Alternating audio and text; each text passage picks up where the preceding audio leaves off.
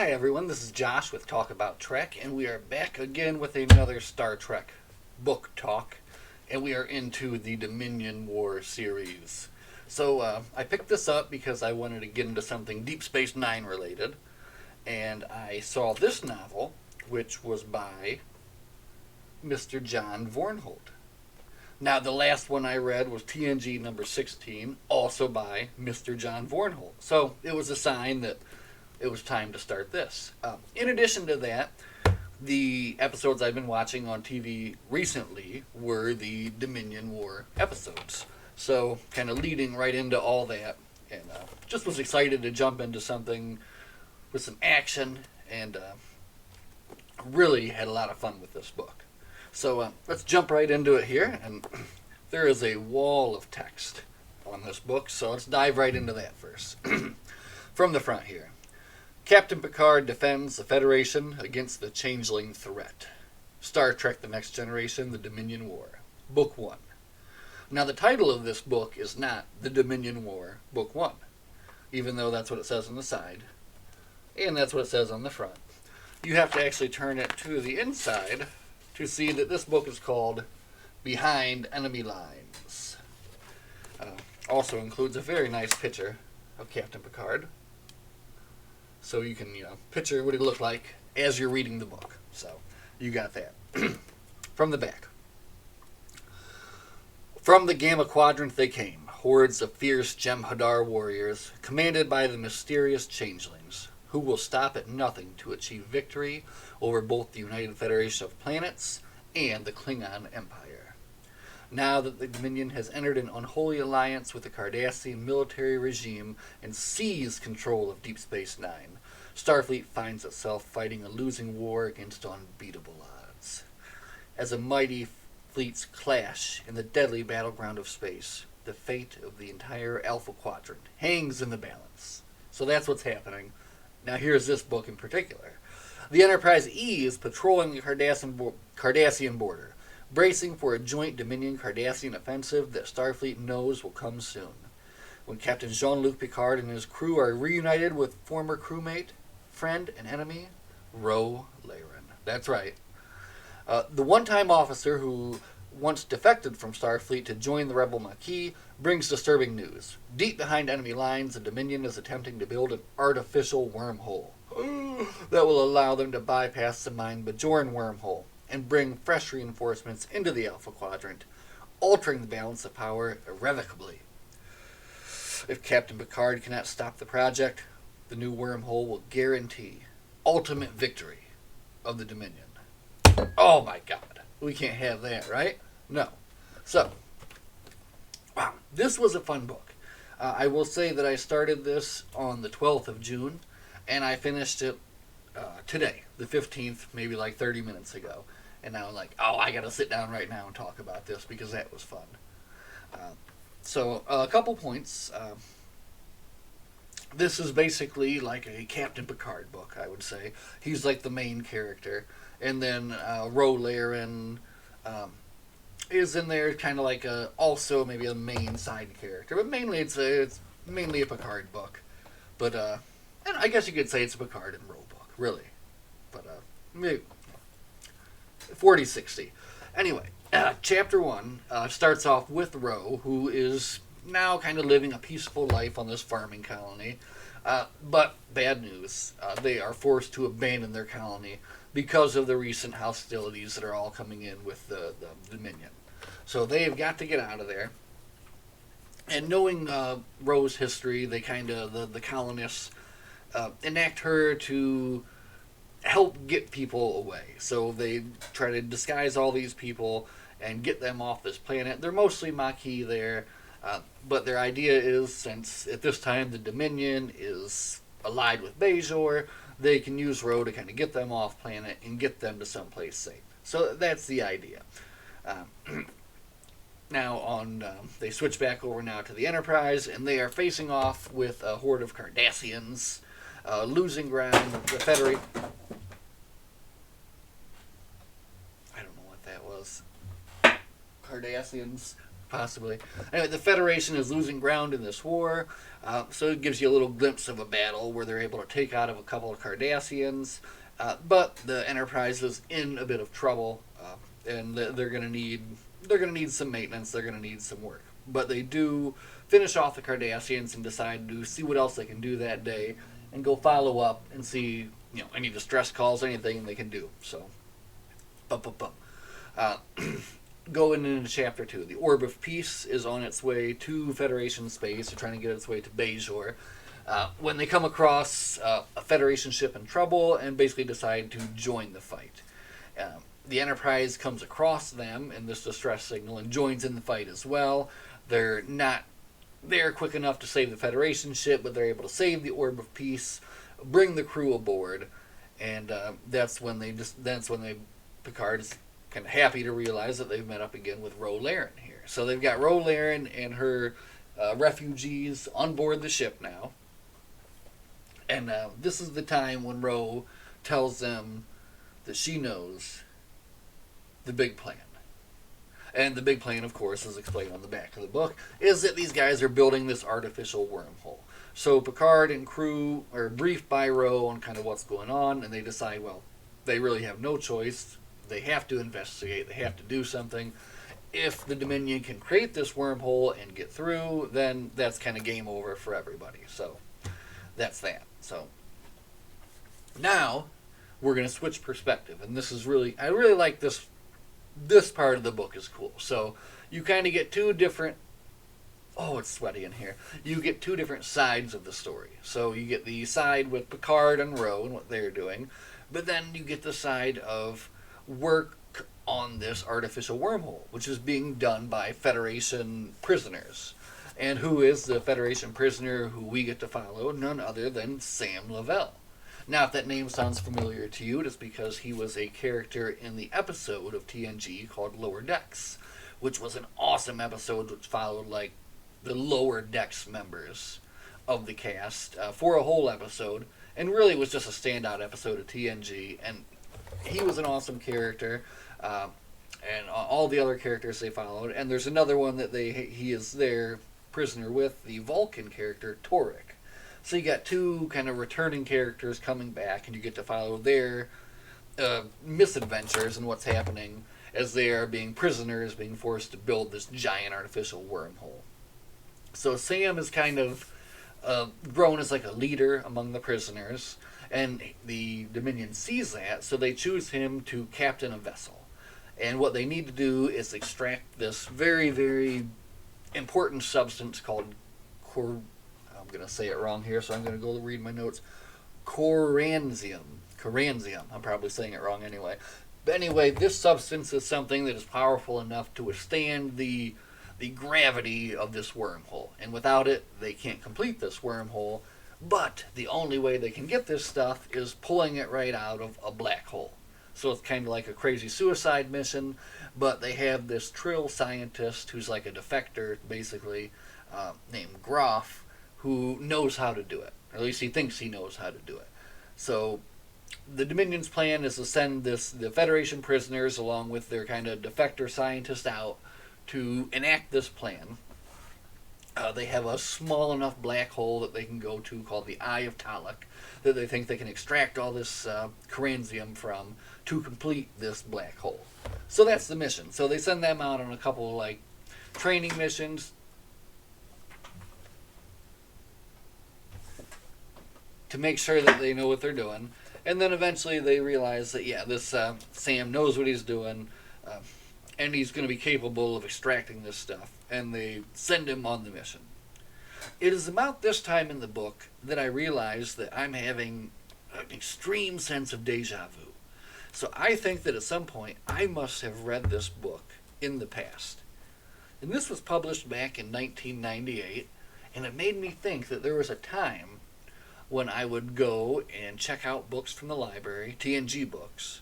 And this would have been something that totally would have piqued my interest at that time, wanting to know more about the E and the Enterprise and what they were doing during the Dominion War. So I didn't remember enough to know exactly the ending, but just enough to have this kind of very strange feeling of deja vu throughout the whole book, that, I have been here before. But still, I enjoyed it. So now let's go back to the mission that the Enterprise is on. So we know what's going on with Sam and the artificial wormhole. The Enterprise now has decided they need to investigate the artificial wormhole. The Admiralty won't send the Enterprise herself to do it. They actually need to go to space dock to get worked on. They're in terrible condition after constant battles with the Dominion. So it's decided that Picard, Ro, and Geordi would be sent out on the small Bajoran vessel that they have called the Orb of Peace, and that they would go to investigate this artificial wormhole. It sounds like a crazy suicide mission, but it just might work. It's also decided that Data is going to go out in a shuttle as well, and he's going to basically attempt to kind of monitor and be like the go-between, so that once they go off to investigate, they can communicate with Data in the shuttle, who can communicate with the Enterprise, and they can all meet back up in the end, which I'm going to assume is going to be in book 4. This is 1 of 4. So there you've got your two kind of main missions. So Picard and Ro, they set out on the Orb of Peace. They've all been made over to look like Bajorans, so they can sneak into Cardassian space and get over there and investigate this wormhole. So it's like I said, it sounds like a crazy suicide mission, but just exactly what Captain Picard would do. So consulting the notes. Goodness gracious, there is a lot going on in this book. So what we have here now is so the Enterprise, after they drop them off, they, like I said, they shoot Data off in a shuttlecraft as well. But then they realize the Jem'Hadar are hot on their tail. And they are, while they're a match for some Cardassian ships, they're not going to be a match for 3 Jem'Hadar cruisers.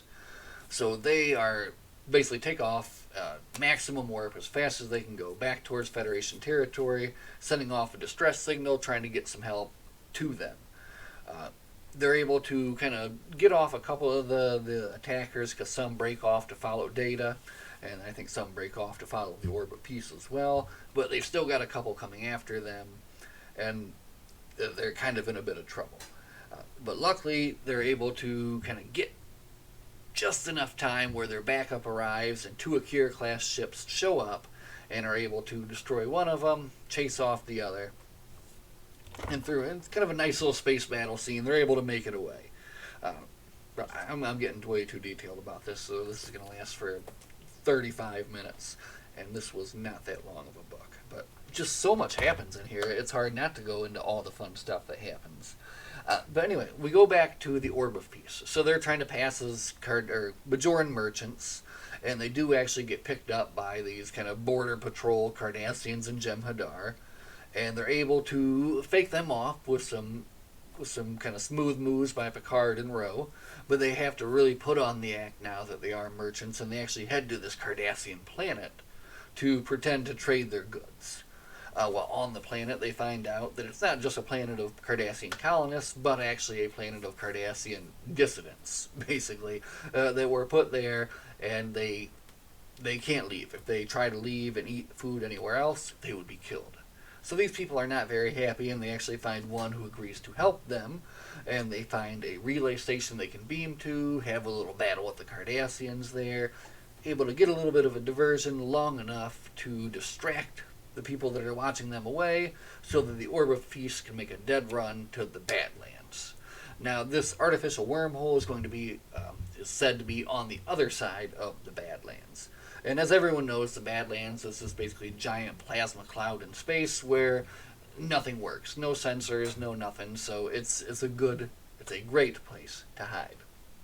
So now we're about halfway through the book here, and we have this fantastic scene of them running towards the Badlands in their ship, 3 Jem'Hadar on their tail, and just figuring out all different ways to outwit the Jem'Hadar and make it there. And of course they do.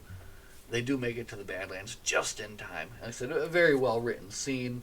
And then they cut back to show that Data is still waiting. And Data actually has a couple of cool little scenes in this as well, even though his part is small. Basically what he does is he goes out in a shuttlecraft, but then realizes that he's been followed. So he makes way for like the soonest planets he can, the closest planet he can find that he could get to. He goes down there and he lands, but he's still being followed.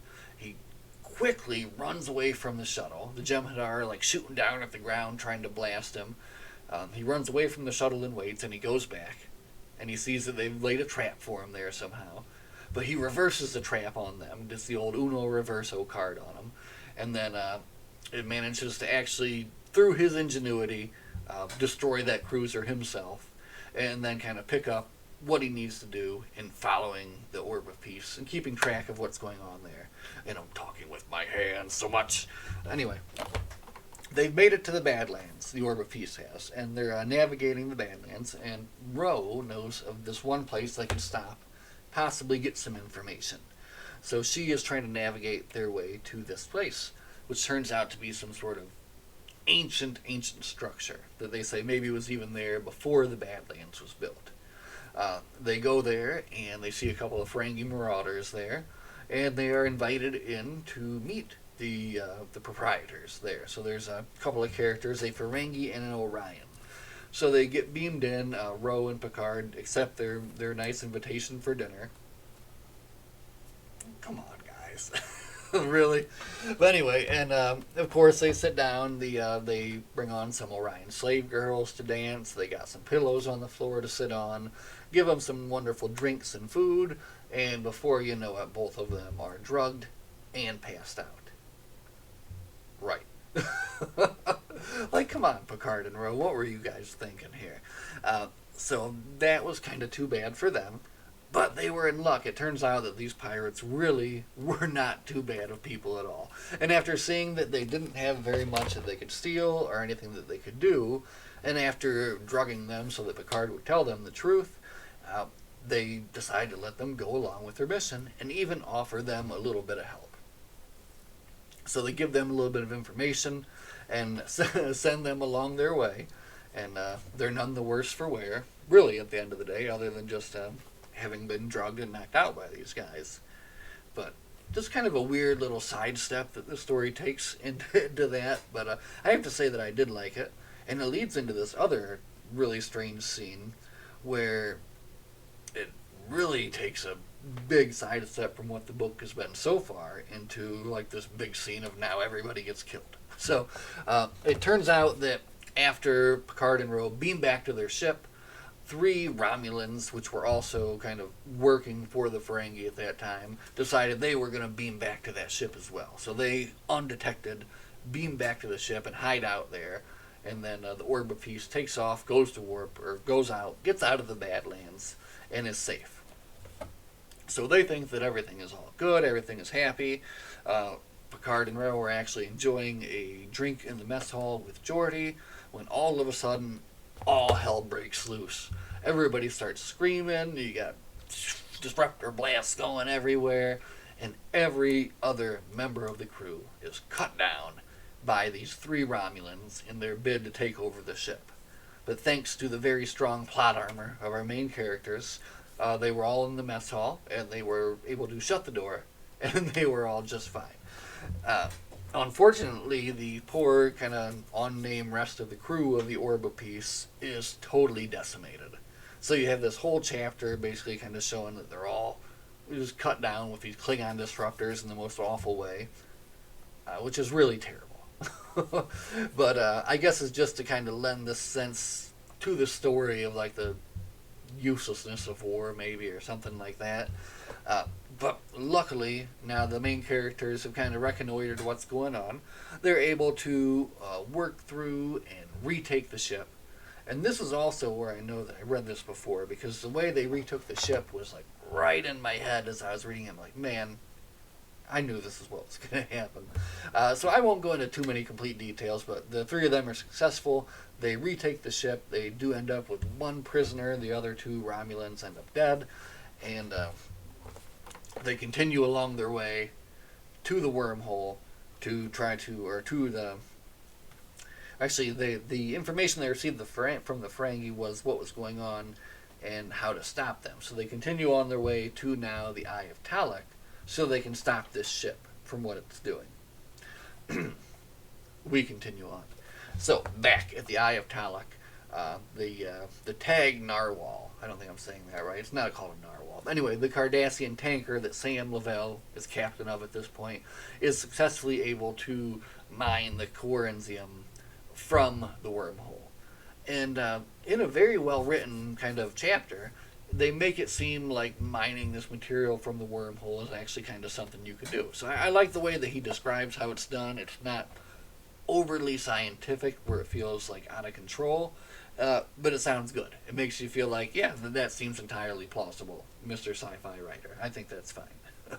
So they're able to successfully get some out, but they realize it's going to be kind of a long way to go. They have a lot that they need to get out. During this whole time, Sam Lavelle is, of course, focused on the number one goal of a prisoner at any time when you're in a situation like this, which is going to be escape. So he's always been looking for a chance to escape, and he has noticed that the Jem'Hadar that are watching him will kind of get close enough to help him if need be, if they deem that he's in trouble enough. So he's currently looking for a chance to get away, anything he can do. At the same time, the Orb of Peace just kind of casually strolls up on the situation. They must claim to be like they just want to have a look at the wormhole. The Jem'Hadar tell them to get lost, and they kind of get lost like just out of weapons range. They decide they have one thing that they can do. They need to destroy the tanker. I mean, they don't know it's full of Federation prisoners. They just know what its job is to do. And they have an idea, or Ro has the idea, that they can grab a bunch of asteroids with a tractor beam, go to warp, and basically slingshot those asteroids directly at them and at the eye. And because of the gravity of the wormhole, they're all going to get sucked in, and that's going to be it for them. So they decide to enact this plan, and at the same time, the story cuts back to Sam on the tanker there, and they decide that now's the time they need to enact their plan too. They need to do something to get away at this point, and it's time. So at the same time they're deciding to move forward with their plan, they start getting pelted with all these asteroids, and their ship is in real bad trouble. The Professor Groff thinks that Sam is actually responsible for this, and even though he was attempting to escape, this wasn't his escape plan, but he pulls a phaser on him to his head. At this time, they reveal that the Jem'Hadar ship actually must have moved into position like kind of right in front of them and took the bulk of this hit, because they are now falling into the Eye of Talak, and their ship is in real big trouble. So Sam kind of has it out at this point with Groff, and he's like, well, what are you going to do? Are you going to kill me and we're both going to fall into this thing? Or are we going to find a way to get out of here? So he decides, he puts down his phaser, rejoins the Federation, basically, and kind of at one of the, the Orb of Peace goes in, and they're ready to fire their last torpedo at him. Luckily, Sam gets to the communicator in time. He's able to send out a transmission. They don't fire at him. They beam him over. They realize what they've got. They beam them all over, and then the tanker sinks into the thing along with all the Corinthium, slowing the Dominion's efforts. Bum, bum, bum. And that's like kind of the end. They realize, though, that at the end, Groff reveals that's not really the end. They were not the only team tasked to get the Corinthium. There was another, a Cardassian team. So, that the Cardassian team is probably going to be somewhat successful, because there is a book 3 which features the ongoing story of what these guys are going to be doing. So, I look forward to getting into that when that comes, but let's talk more about this book. So, wow. Before we get into the conclusion of it, they do kind of have a nice scene at the end where Data, who is still watching, and is kind of at a loss for what to do at this point, basically, because he's just monitoring this equipment looking for a signal, decides for a moment to turn on his emotion chip, and he is just slammed with this like giant wall of emotion that you would get from all this constant war and war and war and war and war. And of course, immediately he decides he's going to shut it off. And in the end, he thinks, how did humans and other sensitive races deal with war, knowing its horrors? How could they possibly maintain their sanity? Man, ain't that the truth? So, jeez. So I thought that was a cool book. I really like that. And again, finished it in 3 days. And I know it's only 258, but man, I got a lot of stuff to do. But this thing really drew me in. Again, it is, I don't know, it's an action-adventure escape book. You're looking at mostly Captain Picard and Laren, and you get this little bit of kind of this prisoner escapes stuff with Sam Lavelle mixed in. I didn't mention they have a slight kind of sea story weaved in with Riker and this admiral on the starbase, and he's just kind of getting close to her as the Enterprise is being fixed up. It doesn't add too much to this immediate story, but it makes me think that maybe it's something that's going to come up in the future. It'll be in one of the further novels here. So, Star Trek TNG, Behind Enemy Lines, by itself, just as a standalone book, even if you didn't want to read all 4 of them or whatever, this is fun. Just a fun little, like I said, fun little chase, lots of little action scenes kind of planted throughout, and it never loses its pace. It never goes wandering and then, like, goes off somewhere else. You kind of always feel like you're drawn into the story, which what probably made me want to finish it so fast. So that was good. So on to the next. I'm excited to say that the whole reason I started this is because I wanted to read some Deep Space Nine. So finally, we are going to be getting into some Deep Space Nine. The Dominion War Book 2, which is not the title of the book. Let's go ahead here. This is going to be Call to Arms. Now, this is a novelization by Diane Carey, which will cover those episodes, basically the kind of the retaking of DS9, that kind of whole series of episodes. But I am pumped to read this, and then pumped to watch the episodes afterwards. So that's what's coming next, and hopefully, with some extra time this weekend, it will be coming pretty quick. So, as always, everybody, I want to thank you so much for watching. Live long and prosper, and we'll see you next time. Bye.